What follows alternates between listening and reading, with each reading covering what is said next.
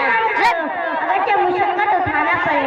आइए आप सभी को एक वाक़या बताते हुए चलूं। उम्मीद है कि आप लोग जरूर सुनेंगे। इल्म दीन का मर्तबा बहुत बड़ा है। शैतान इल्म दीन से बहुत डरता है।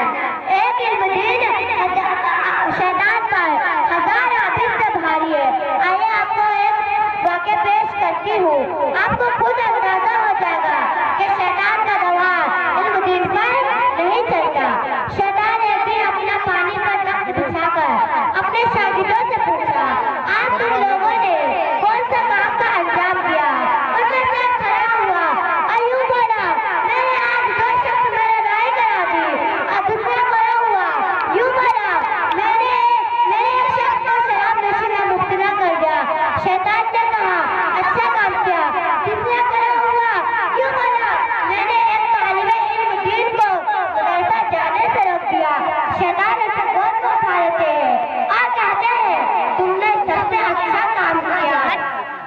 बाकी शागिर्दों देखकर ताज्जुब में पड़ जाते हैं कि मैंने भी तो इतना अच्छा काम किया, लेकिन इसको गोद में क्यों उठाया? शैतान ने कहा, अगर ये तालिबे इल्म आलिम दिन बन जाते तो हम इसे भड़का नहीं सकते। आइए एक तजुर्बा करके मैं दिखाती हूँ। शैतान एक दिन अपना गधे को अच्छी तरह सजाकर रात के समय एक आबिद के दरवाजे पर पहुंचा और कहा, तुमने बहुत इबादत किया, अल्लाह ताला को पसंद आया। अब मेरे साथ फरिश्तों की जमात है। अल्लाह ताला आपको मराज कराने के लिए आसमान पर बुलाया।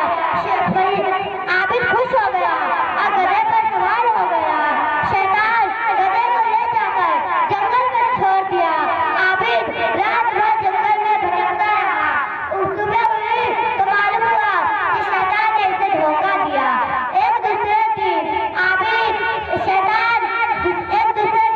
शैतान एक आलिम दीन के दरवाजे पर पहुंचा और दस्तक दी के अंदर से आवाज आया, कौन?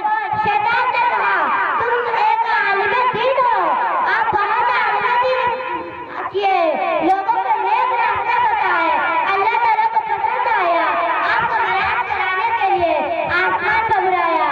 आलिम दीन ने क्या जवाब दिया मालूम? तुम शैतान हो, मुझे धोखा देना चाहते हो। मेरे नबी आखिरी इनको आसमान पर बुलाकर अल्लाह ताला को ताला मराज कराए। इनके अलावा क़यामत तक किसी को बुलाकर अल्लाह ताला को ताला मराज नहीं कराएंगे।